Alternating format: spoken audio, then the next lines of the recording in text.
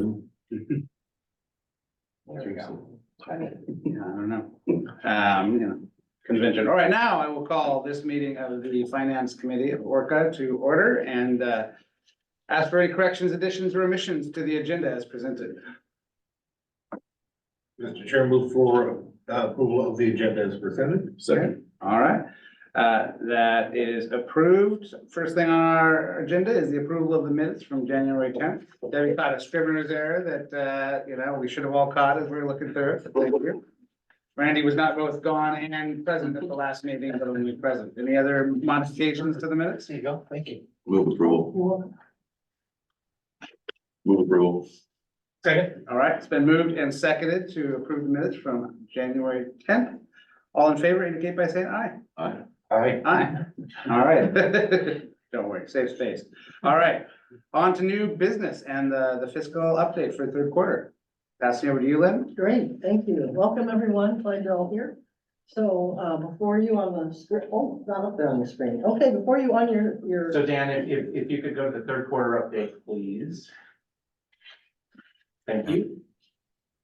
we have These another, NOVs keep surprising us, don't they? yes, sir, exactly. Yes, so we do have another, report to share with good news, positive news.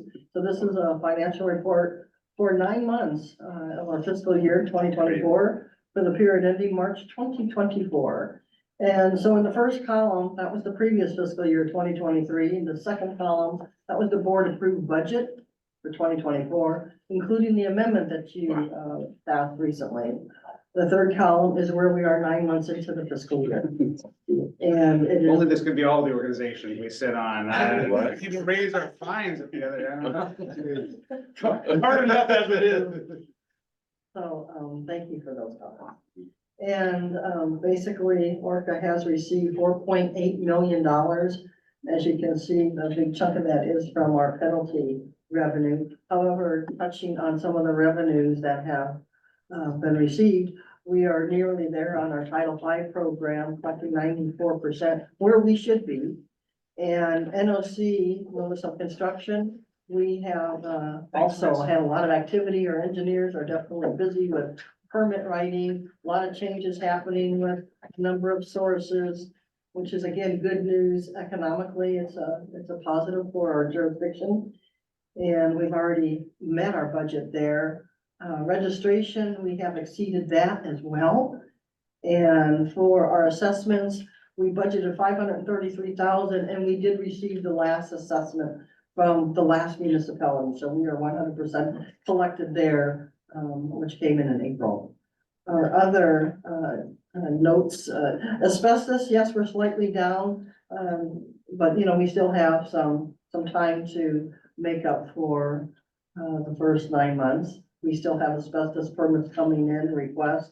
Land clearing, same way. We may not make budget, in my eyes, that's okay, but that's not for me to determine. And On land clearing, just land clearing. yes, sir, correct. And, the bulk of next is our grants. As you know, with our grants, the Woodstone Education, the reduction, PM 2.5, Chica Peak, ARP4, FSEC, all those are on a quarterly basis of reimbursement. So we incur the cost first, and then we receive the benefit of the receipt later. So we're working on that, the month of April for our third quarter. Penalties, as you can see, we received $2.3 million. A chunk of that 1.9 million is from a single source, Crown. I know that Jeff has shared with you why and how in previous meetings. I'll let Jeff expand on that if he so chooses. Not unless there are questions about that. Yeah, it's been unusual. Yeah, in terms of the amount of penalties we've had. So I think, yeah, we're not expecting this to continue, although we are, yeah, so, but. Yeah, I mean, is there anything proactive we could do to prevent these penalties? I mean, that's not the goal, right? No, that is definitely not the goal. I mean, we try to, I mean, one of the challenges is there's been so much turnover in these environmental health and safety positions. And I mean, that was a big thing at Crown is They had, the previous person that had been in that role was promoted to plant manager. So you'd think that maybe he would have an oversight, but things kind of, that's when things really went, south with their environmental compliance and their record keeping and reporting requirements and things. So we do what we can to support the sources because we recognize that, but again, typically the big penalties have been with our large sources who know better. They have the budgets, they hire consultants to keep them, up and meeting all of their permit, requirements. So again, we do what we can to keep them within compliance because again, our goal is to have everybody within 100% compliance. So I don't know, Mike, is in terms of your role, is there anything additional or any thoughts on what else we could do to, No, I think, we reach out to them a lot.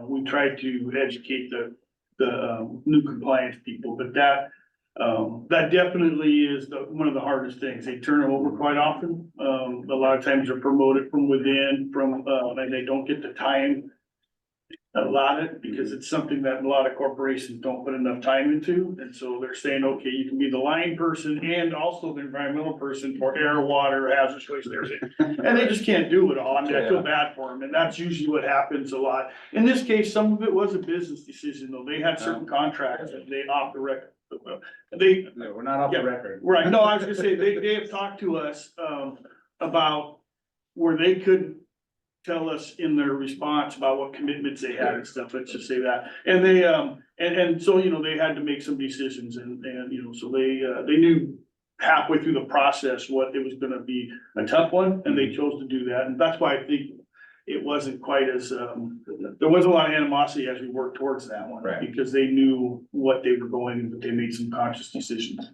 and in fact, Crown was here, that they brought a number of folks in, because they've had some new staff at both the facility here and then also headquarters, back in Philadelphia. And so there was like 7 or 8 of them Yeah. here came in to meet with Jennifer a week or so ago, just to say, and it sounds like it was a really productive meeting. And they're really, anxious to get things on, or to be on a better footing.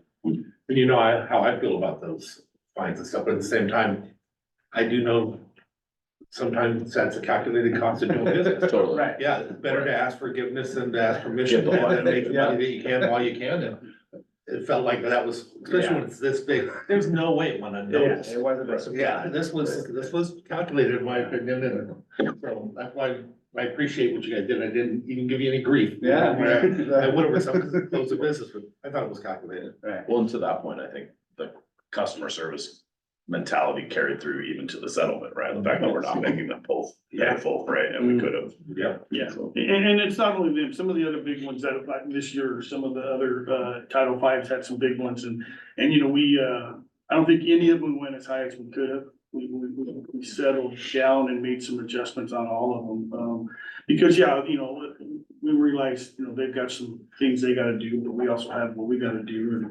And several of these are federally mandated things, so if we do not do what we're supposed to do and have a corporate one, EPA can come in and overfile with us, and we don't want that, the businesses don't want that. Right.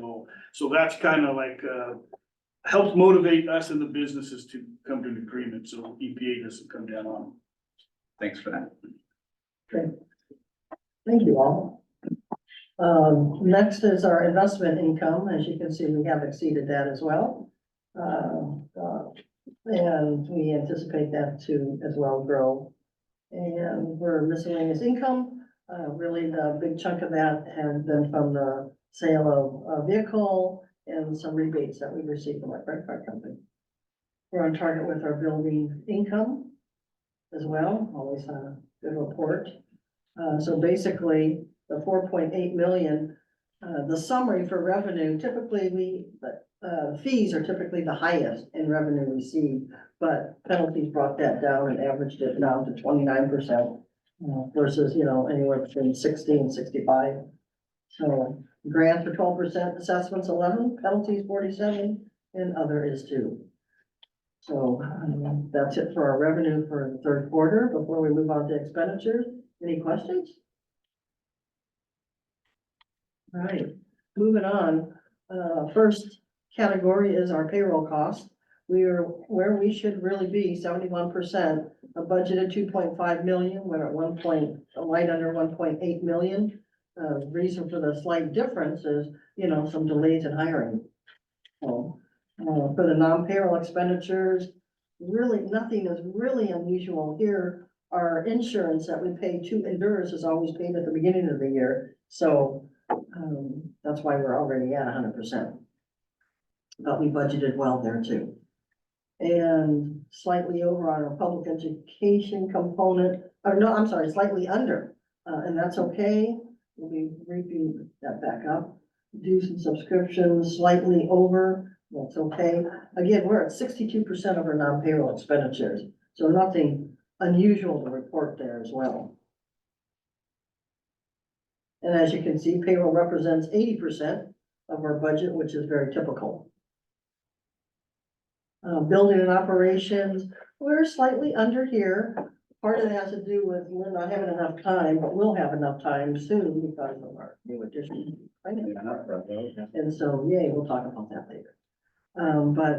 So you'll later on see some changes there, but we are well within our budget there at 38%, budgeted 104, and we've spent right about 40,000. On the program operations, which consist of our payments to vendors under the wood smoke reduction, payment to Ecology for the oversight of our Title V program, Chica Peak maintenance and operations, we're at about where we should be. We budgeted 295,000, we spent 231, represents about a 78% cost at this point, year to date. Can I go back? Yes, sir. Sorry, I was looking at a different number and I missed what you said about the leasehold improvements. Oh, yes, so I'm a little behind on some of the maintenance things due to time constraints here. That's what- And now that we have a person on board, I'll be able to dive in and get some more of those items done. Cool. So I would say a big chunk is probably gonna be seen in our next fiscal year budget for y'all to review once we're done here. I just got excited about the new person and forgot. Yeah, I did. Yay. Where are we now? Started on Okay. Monday. Let's go. Excellent. Okay. Yeah, so it's pretty exciting. So if I ramble on, sorry, stop me. So that's it for the expenditures. We're about 69%, target is 75, but overall we are in a good position. And though we budgeted 150,000 using our administrative contingency, likely we will not be looking into that. But I'm not gonna officially say that at this point, because we're not officially done with our fiscal year. It's so funny, because it's almost become a habit to hear that, which we love, absolutely love, but I've come to actually expect it. The day you say it different, I think I'm gonna fall over in my chair. Totally. Yeah. I'm not gonna be here, no? No, anyhow, that is your report for the revenue and expenditures. Before we move on to the fund balance, which will be another brief report. So on our fund balance, we started the year with 2.2 million in our treasurer's account. We have brought in 9 months of the year, 4.8 million, and we've expended 2.2 million. These all tie into the report that we just discussed. On March 31st, 2024, Thurston County Treasurer's Office holding 4.8 million of ORCAA's money. That money is being invested. That money is being invested 100% daily. It's also being invested with other funds within county agencies, where we reap the benefits being in a pool where there's more and more. Is it all in the LGIP? We are in the Yes. Thurston County Investment Pool. Okay, yeah. Yes, and Nicole up there at Thurston County Treasurers, that's her job, invest. It's amazing, she does a wonderful job. We're exceeding our budgeted revenues for the year, and we're gonna exceed it as well. And she has provided us with some input on what she foresees in the future. I'm not gonna get into that right now, maybe in a small little conversation at lunch or something, but the treasurer's office is doing what I don't have to do.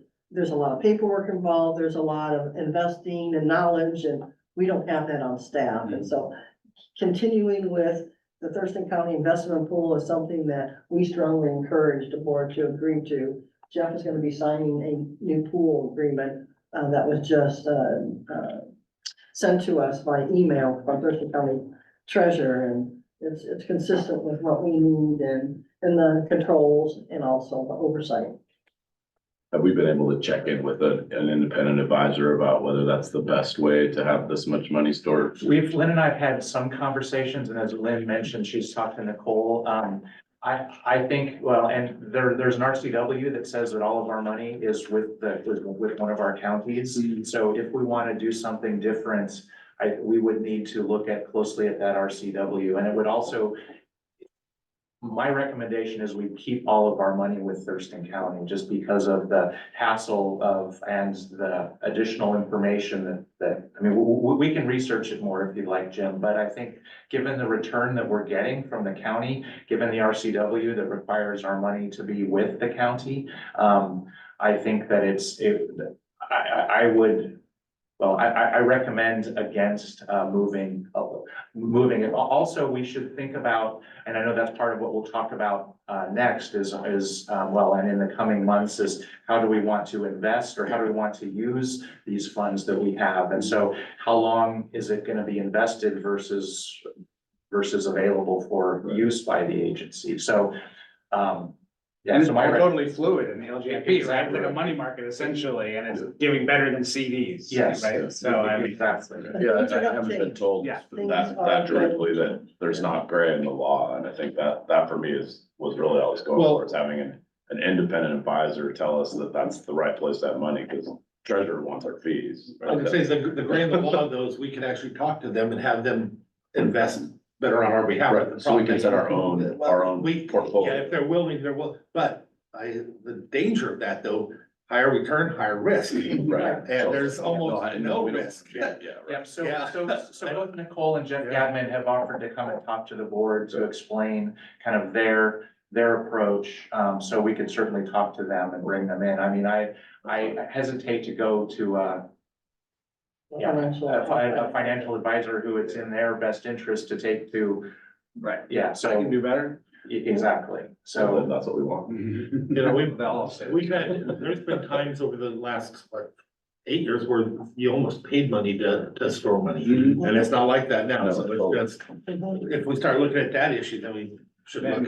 Yeah, but right now I enjoy just riding the wave. What percent are we getting on cap? It's about 2.25%. Yeah, I can get 5 everywhere else in the market. As a personal individual, yes, sir. And there are constraints. We would have to get approval actually to move our money out into other, Like, we're not allowed to go to the bank and open a money market account with our cap. it's public money, Jim. Yeah. there's, Our public money is in a bank. We There's do an RFP for banking. yeah, there's certain constraints, and so does, because Thurston County Treasurer is our bank, they do the RFP to the banks. And so we have a relationship directly with Thurston County Treasurer. And also, one of the things, I'm just talking from my county, one of the issues that end up coming up, is what they're doing the long term. Where the most profit right now is on the short term, that the whole market's upside down. It used to be 10 years gave you the highest yield, and now it's 6 months. It gives you the highest, but they would have to keep doing that, and I don't know that, our fiduciary wants to actually work it on a daily basis and stuff going in. Yeah, I'll stop. I mean, I think I need to learn more, but my sense is that it's a highly competitive market, including government banks. And I'd like to see an analysis of our options. Okay, all right. But if you think the law says that, then Well, That's good. yeah, we can certainly look at it. I'm just looking at the time. that's fine. Yeah, that's good. Agreed. And so, the enveloped 4.2 million, we've also shown with the allocations to those contingency funds that the board has approved, for set asides. I'm not gonna go into the detail right now because you're all familiar with those, accounts that we have, set aside. So, before moving on to our fiscal year 2025 budget, are there any questions that we have? And just one more thing, thought to think about, if we have things that we want to invest in, we might want to look and see if we can do what other entities like my support commissioner, stuff like that. You're able to borrow from yourself and pay yourself back the interest, and that is sometimes quite beneficial. Rather than going to a bank or bonding or something like that and going out, literally, certain parameters, you borrow from the fund and you pay it back. I always recommend this, the full interest, because it's coming back to us, so why not give us the full benefit?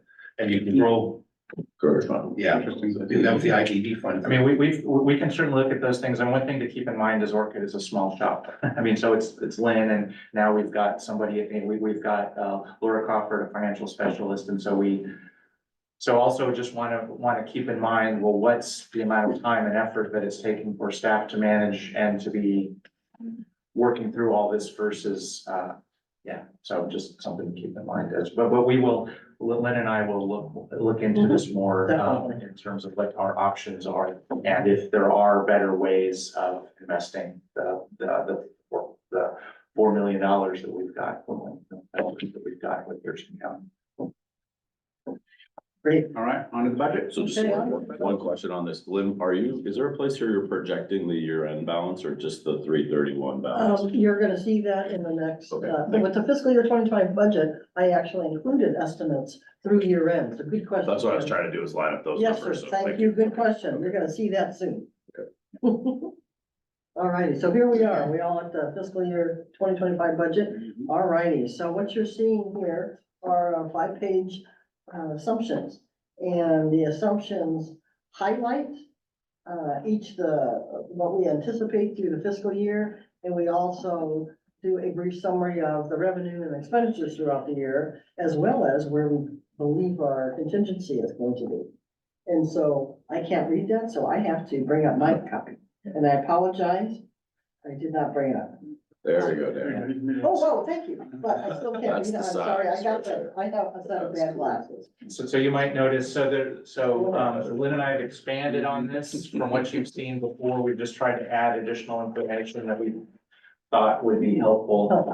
But Educational. yeah, so this package has gotten a bit bigger than what it has, but than it has, but the idea. A little bit of education on the various programs that we operate, and give a refresh to those who've been around for a while and those who are new, and for the new reader as well. So basically, the budget package includes quite a bit of information from the revenue and expenditures we went through to the fund balance. There's a nice detailed description of your programs and grants, building and maintenance, forecast, salary cost adjustments, the history, the step chart, the org chart, which has been revised quite a bit in the last 6 months. And then the draft fee schedule, resolutions that direct staff to conduct a workload analysis if we exceed the 3% base. And then a draft resolution for guidelines to use penalties and settlement funds when they're received. So the highlights for the budget, we applied to 3.5% CPI for the period ending December 31. The staff did conduct a complete workload analysis on all the fee programs, consistent with the resolution. We have a budget that has 19.2 FTEs. We have outlined what programs are not paying for themselves, which ones are underfunded. Take the outdoor burning that comes with a high expenditure with a $0 of revenue. The budget draws on about 400 and some odd thousand of unreserved fund balance. And ORCAA is going to continue to set aside funds in our contingency funds as stipulated by the board and by the needs. And we're anticipating, full occupancy in our rental income. That's the highlights. Now for the revenue piece. Moving on, questions? It was awesome. No, Thank you. yeah. Sorry, I don't I'm want taking a to go budgeting too class fast. right now, and I always use yours kind of as my own example to stare and compare, so Okay. it's All great. right, so if I move too fast, please slow me down. So we're anticipating revenues of $3.4 million in our revenues. And for the grants, there's a breakdown of the fees, the grants, miscellaneous, etc. I know that you can all read, and so I'm not going to read it for you. And but the agency, of course, is receiving and will continue to receive a variety of grants from our feds and the state and local. We'll continue to apply for those grants.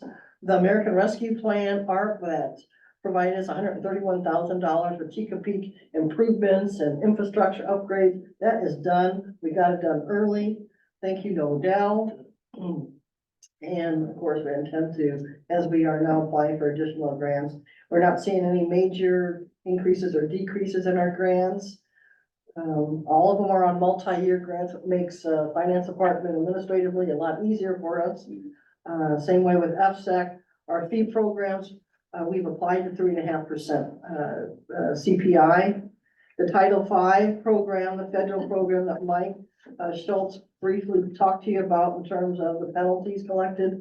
There's gonna be a little mix in there in terms of, with 11 sources, 7 of them are gonna receive a decrease, and the remaining 4, or I'm sorry, 7 will see a decrease, and 4 will see a slight increase, which is great. So, other income, you know, we anticipate still some good interest income coming in, full rental occupancy, a projected, higher interest, which I just said. And, there you have it for the revenue summary. On the summary of our expenses, moving on, if there's questions, sorry, I'm moving forward. We got 28 minutes, sorry. For our expenditures, and please interject if there's something I'm missing. We again budgeted 3.4 million, about a 5% increase over 2024.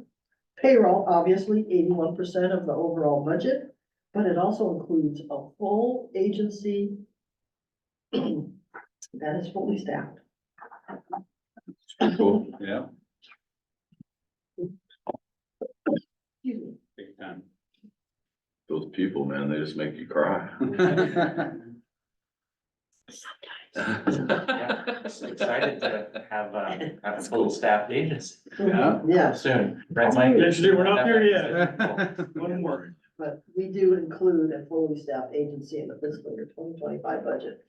Also included, in the budget, ORCAA will continue to pay the portion for the paid family medical leave, that, typically the employee would be paying, or split between employee and employer. Because we're under 50, we do not have to pay the employer portion. So ORCAA has chosen to pay the employee portion at about $12,000 a year. Same way with L&I. L&I is typically split between employee and employer. ORCAA is choosing to continue paying the $4,400 annual premium. Lynn, can I ask you a question about Yes. so at work, we switched from paying the ESD premiums because they changed the reporting and made it really difficult to file as the employer to pay the employee portion. Are you struggling with that? No, Or, okay, No, no, great then. Thank It you. must just be my bookkeeper. Okay, thank you. Okay, yeah.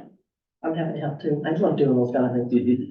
Anyhow, budget includes about a $7,000 amount for, oh, I missed our DRS. I don't anticipate the actuary committee with Department of Retirement Systems increasing or changing our rates. Will probably for another year be about 9.36%, but I do anticipate a change in a year.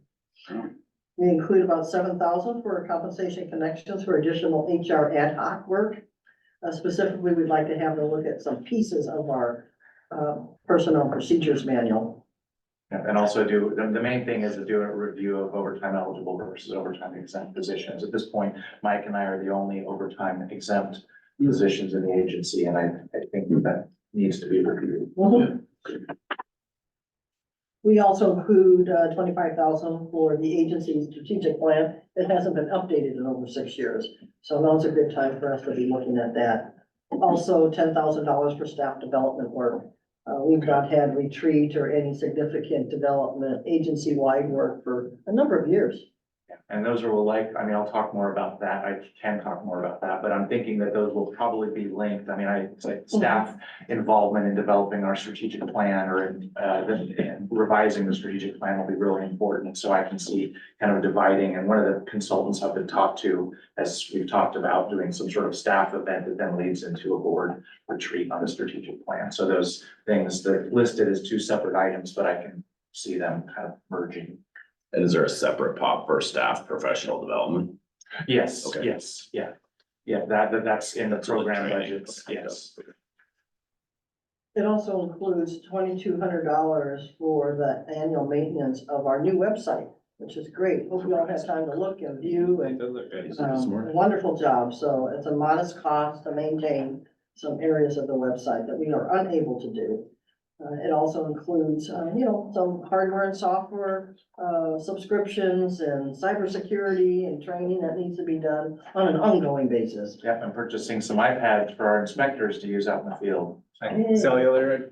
Not sure yet, because they all have iPhones and Oh, so, they can so that hotspot it. they can get on the hotspot, so probably, but anyway, we're still kind of figuring that all out. So we're gonna continue with ADP for our payroll processing, saving the agency probably nearly 30 grand a year. Which is great. I mean, kind of offset with our new financial position too. We're gonna be undergoing our next state audit with SAO in probably December 2024. That'll cover fiscal year 23 and 24. We're looking to replace a vehicle or two over the next couple years, preferably electrifying the fleet and looking at ways of subsidizing the cost, whether it be the cost of the vehicle and or the charging stations. So Jeff and I'll be looking to see what options are out there available to us. Subsidizing with like grant funds. Yeah, from Commerce or others, And look at the whole life cycle cost too, of course, right? I mean, it's like a Of different course. depreciation schedule. It's- Yep, yeah, yes. Okay, and then the continued maintenance and investing of our office building here. So, we have a proposal, part of our budget, on some of the items we'd like to see done, and also some of the longer term items with budget estimates. A small increase in funding for Only Map is also in there to continue supporting their, assistance with the homeless camps. yeah, I mean, you heard the report, I think it was in February from Only Map on that work and how it's, so we, last fiscal year had $6,000 to work with them and to help support their work and I think it's been a good investment. The complaints are way down, and, I think they're doing good work over in a couple of the Olympia camps. I was going back and forth on that. I mean, I do think it's worth continuing to support them, and that's why I've asked for a modest increase from $6,000 to $8,000. Lynn and I aren't sure exactly, because in the past year it was easy because we essentially were just paying for dumpster service. And we've got an account with City of Olympia for dumpster service, so they just provided some dumpsters. But because of, as you heard a little bit about in April, they've changed their model of how they're doing their cleanups, and it's just easier if they just hire advanced environmental to do the cleanups. They can get a lot more for their money. So that means that our contracting with them is likely to be more complicated. So that's something that we'll need to figure out how best to do. But wanted kind of the board's thoughts on, does that a slight increase seem appropriate? I mean, you talked about the positive impacts on ORCAA's mission from this work, and I would love to kind of just, if there's data at some point that you can say, like, we've had this many fewer complaints about, garbage burning or whatever in the camps. I think it's compelling, so Yes. I think it would add to it, but I don't have a problem. Okay. Great. Okay, moving on to the contingency and capital funds. Further questions on that? Okay. So we are anticipating a projected fund balance for fiscal year 2025, not to be confused with 2024 that Mr. Cooper has asked for previously. But we are estimating a fiscal year 2025 year-end balance of 3.8 million. It also includes, obviously includes, the significant increase in penalties from the single source.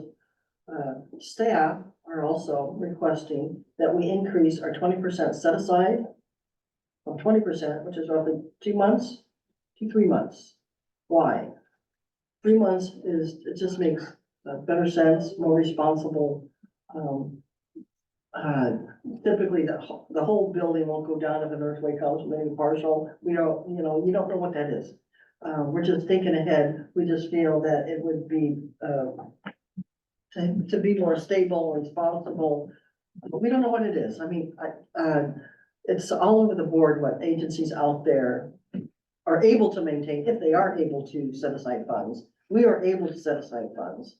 And I think it's prudent for us to consider increasing that from 20 to 30.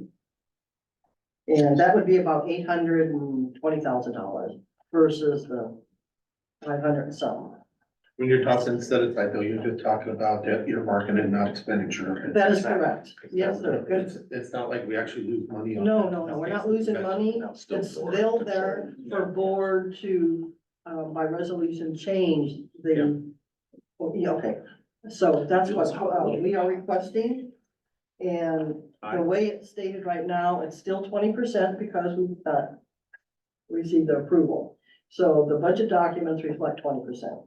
Right, and so that, we're just putting this out there, given that we've got the funds, does the board feel that increasing it from 20 to 30% makes? I actually prefer budgeting that way. Mhm. At my county, after we're done, I'll tell you, where we're sitting, we're one of the only counties that we don't have to worry about nothing. And we've done a lot of different things over the years, but how I got there was by doing things just like that. And then on the bottom line, it doesn't look like it's grabbable by everybody. I used to have a 2 to 3% reserve for my general fund that we could never fill. I now have a 25% reserve for the general fund completely filled. So then I have another one for equipment, another one for computers, another one for cars. And then that money stays in there for investment as it's happening, and then people aren't looking to also grab it.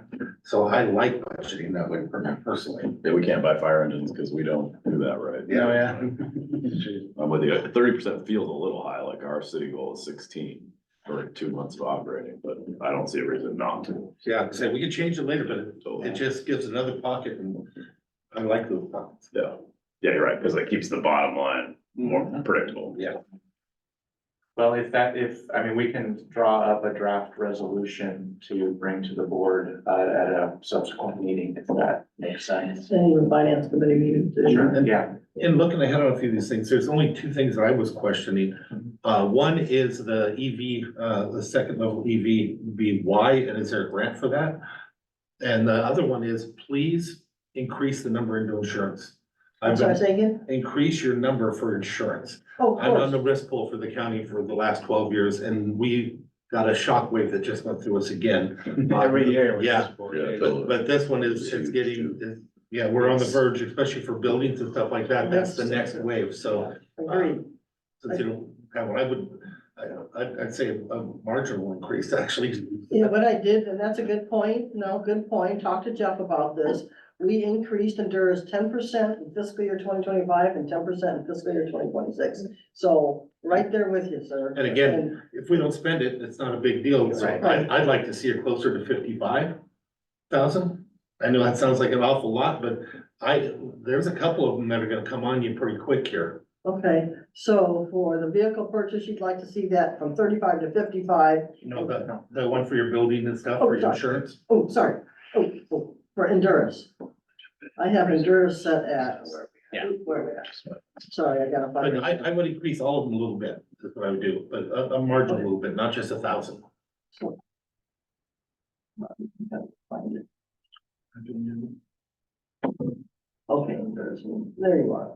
So I have 45,403 and 49,000. You'd like that increase to 55 Yeah, and 55. or at least by $5,000 each. Okay, I can do that. I don't see how it would hurt us. It To have doesn't. that set aside. But I can tell you what, I don't wanna, it's better than coming back and saying, guess what, we just got the new one, and it's this. They're crazy. They are crazy right now. 255K, and then. So because of time, Okay. can I jump ahead and talk about the contingency philosophy because of time? Because to me, that's the place that I'm stuck. Sure. And your numbers for operating make a lot of sense. Okay, so. But when you recommend going to 30%, you take the contingency below 2 million in 2 years. And that we immediately went unsustainable with our new money. And so I'd like just to understand that philosophy and how we plan to backfill that revenue as an agency that we can't afford long-term. So if you went to the fund balance on the budget, Uh-huh. and you'll see in fiscal year 2025, we're starting out at 4.2 million estimating, and ending June 30th, 2025 at 3.8 million. And what Jim is saying is, we have basically, the contingency capital funds for fiscal year 2025 amount to 1.2 million. The undesignated fund balance is 2.6 million. If we go into fiscal year 2026, we're using 462,000 of administrative draws. And our committed, designated funds are still at 1.2 million, but we're still at 2.1 million undesignated. I agree. In You're spending another 2027, 250,000 on that 10% contingency, But it shouldn't be spent. but it'll move up. Yeah, but if it's set aside, it should still end up. No, it'll still be It'll there. still No, be you're there. right. Yeah, so board can still move funds, and we hear what you're saying. But the funds are still accessible by the board only. Now, we can't spend those funds unless the board says, you're giving us. Right. So then, let me just rephrase it. So 400,000 a year of deficit spending, how do we plan to fill that revenue? It's doing, and are keeping up to date with our workload analysis, our costs, the fees have to stay up with the cost. Yeah, one thing we haven't done I mean, I think the board has done a good job of, I mean, with the resolutions in place to increase by CPI, the fees, but we haven't done a deep workload. I mean, we've done some workload analysis, but gonna be working with Mike and Lynn and other members of the management team to really look, is the asbestos program paying for itself? With the new source review program, that's very regulated in terms of those WACs and RCWs in terms of what's fee eligible work, but I'd see in the next year, I don't know if we'll be able to do all programs in one year, whether we'll take a couple different programs at a time, but really doing a deep dive into our fees and are they paying for themselves? Because, yeah, I mean, the agencies have some luxury in having these funds. It's been able to help us manage these transitions, the succession planning, where we've been able to double fill some positions. Some of we've got a couple retirements still to come in the coming couple of years. And so trying to figure out, fill some of the positions we're filling now might then lead into those positions, and whether or not the agency can ultimately maintain 19 or 20 FTEs, I think we'll have to see. I mean, there's certainly plenty of work out there. And so I think it's, but also having some additional capacity, in the finance department to be looking at grants. I mean, as Lynn mentioned, she hasn't had the capacity to do some of the building improvements and other things simply because she hasn't had the time because of doing accounts payable and, all the other things, the payroll and everything else that Lynn does every day. So Jim, to your question, definitely keeping an eye on that and recognize that we can't have $400,000 of deficit spending every year. We've got some capacity now. Well, I mean, and also we often set the money aside or say that we're gonna borrow against it, and then we end up being right on track. And so part of that, I think, is Lynn's being extra conservative with the budgeting that we do. So with the bigger size, the pad needs to be a little bit bigger. Yes. Okay. that's how I look at it. That makes sense. I just want to hear that. Yeah. I think it's an important thing for the board and the community to understand if they look at our numbers. And these budgets also include fully staffed agencies. Right.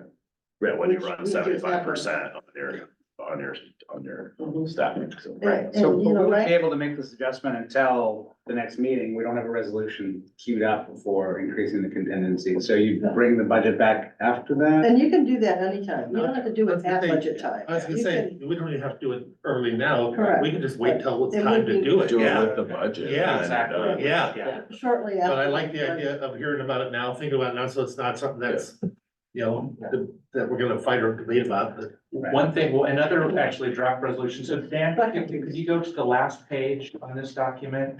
The very last page. Got a draft resolution clarifying what the board does with the penalty funds. And again, this is not new policy, it's basically in the past, penalty funds go into the agency contingency to be used, as the board decides. But we thought it might be helpful to clarify this, since we've got these large penalty funds, and so that's what this draft resolution is. I mean, it seems super appropriate for these gigantic fees, but I Yes. mean, are the normal fees considered part of the enterprise fund that you guys count on, or are the fees always? Oh, so this isn't fees. I mean, This is- penalties, that's what I mean, Yeah, penalties, okay. but are some of the penalties considered as part of the? Well, so, I mean, penalties are a hard thing to budget. I think typically, I mean, if looking back and Lynn has the charts, what does our penalty funds, our penalty income been over the past, say, 10 years? And I think it's roughly 100,000. I mean, it was like 70,000, 100,000. The past few years have definitely weighted that more, but we do, so in putting together the budget, we do make, some assumptions about what the penalty funds are going to be, and that those do go towards our bottom line. So this is just saying that, yeah, that we'll continue to do that, and that if there are extra funds, that the board will be able to use them in a way that's consistent with the, with board strategic plan and mission. Again, as we've talked about, I think we'll be kicking off some strategic planning in the next 6 months or so. And I think an important part of that is how does not only is the strategic use of the funds that we have available in ways of, I would go on the record on that as, I actually like this makes perfect sense. But for my own personal thing, I have absolutely no intent, and I hope nobody else does, but I know everybody likes to spend money when they have it, I don't think we should. I think we should just keep working Same with way we it. have. Take the 100,000 that we're gonna get at 2.25 every year off of that month, this money's that are under in fund balance, and leave it alone. And add things to it, and then when it's absolutely needed, that's when we can. If we ever come up short on the short end, that's when it'd be nice to be able to do that. Other than that, we just keep, that's my hope. It isn't every day you get a big windfall like that, but boy, a windfall like that could change things in the long term. At 100K a year, if it was increased to 4.5, even you're looking at 200 extra K a year by keeping an ending Right. balance like you're doing. That's where you spend. That's That's your spending. every year, yeah. Right, that's what you do with an endowment. That's right, Totally. yeah. So are you saying this would be a new contingency line item called penalty fund? Correct. A contingency. fund. And before we put it there, would we take our expenses for that Or the penalty budgeted off the amount, top? the budgeted amount, or? Like, have we taken our expenses from the crown penalties out of the penalty and put them in the general fund? Right, Like all of the costs of staff and Jeff to work on that penalty, Yeah. to me, that's a little bit different than the fine amount. Like, so take your costs off the top. yeah, I mean, the way our budgeting is, I mean, so Crown is a Title V facility, and so they pay their fees. We don't have a way of billing them for, I mean, so it's a little more diffuse than that. Okay, we don't have the number that way. Okay, that makes sense. No, that's not how we do our budget. We could build it, but do we want to? But we could build it. I don't feel like it's necessary to create a new one. No, I just, to understand the resolution. Right. Is it anything over the budgeted prediction that, I mean, like, how do you, it talks about needs Right. and costs that would be, taken for ORCAA, and anything above that is what we're going to. But it's saying, but it says may be transferred, so that means to me that that's another board action. If we're at the end of the year, we find we have it, we Right. may transfer without having to create a new resolution. Is that what I'm, right. There's some, public education is a big component of the cost of recovery through penalties too. That's what pays for a lot of our public education.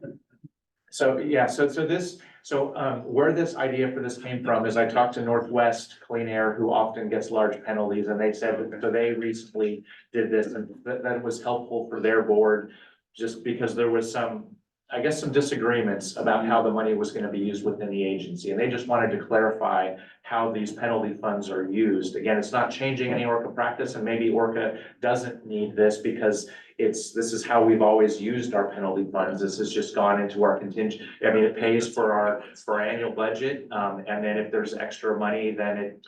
I'd like to go on forward with it. I like it because it also helps to make sure that when we're not here, or I'm not here, or however that works, that it's penalties do not become a weapon for the regular budget.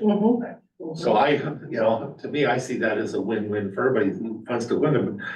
Some future board may not just decide to start using penalties as a weapon because it goes into a separate fund that has to go through a whole other process. So we either keep it with the general undesignated fund balance, or we establish a separate line item. And if it's an undesignated, somebody's gonna want to spend it.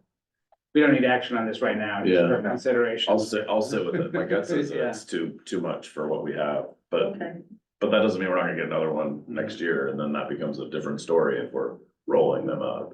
Right, okay, well, it's certainly something we can come back to, and I know we're about out of time. Yep, and to answer, Jim Cooper's question, where are we gonna be on June 30th, 2024? I anticipate we're gonna be 4.2 million. And that includes estimates through the rest of the year, revenue and expenditures. Sweet, Okay. cool, amazing. So, really quickly, before we adjourn, updating, I'll talk about the pace of the budget, though, is still a month away before it brings to the full board, and then Next that's month. ratified by June. Yep, next month we'll bring it to the full board Mhm. as presented to the finance committee. Okay, So we hear that you're accepting what we have here without Yep. any changes, and that you'll be bringing it to the board. There's a couple changes that Randy talked Oh, about. right, yeah, and the so- Honduras, yes. Okay, but I don't think we need to meet for those. right, okay. Okay. Would it be, so then what should we do about, so I'm hearing, What about the EV? Oh. Is we that, didn't talk about that. is that absolutely a necessity? We're spending it. Do we already have a charger, a unit that's already still working, or you're talking about bringing in new charger? Getting we, it- we do not have any charging, And so that we this can't is. get, we don't have any grant in the works that we're working on. Well, yeah, so we will try to get a grant, but I talked to some other municipalities and what they budget for a two-level charger is $26,000, so I just used, in this case, what Tumwater Or charged. you're but- gonna try and go after grant. Oh, absolutely, absolutely. Yeah, no, I don't expect that ORCAA will need to invest that much in a charger. Okay, But between a charger and a vehicle, we have 51,000. that's, And we're hoping though to get, maybe subsidized with that, or Yes. grants or Yeah, something. Yeah, I know that PSE has grants, the Department of Commerce has getting grants. cheaper by the day. Holy cow, they're expensive. Mhm. Okay, great. All right, Mr. Chair, I move, we adjourn so we can have a. All right, yeah, we are adjourned. Thank you. All right, thanks, guys. That was great.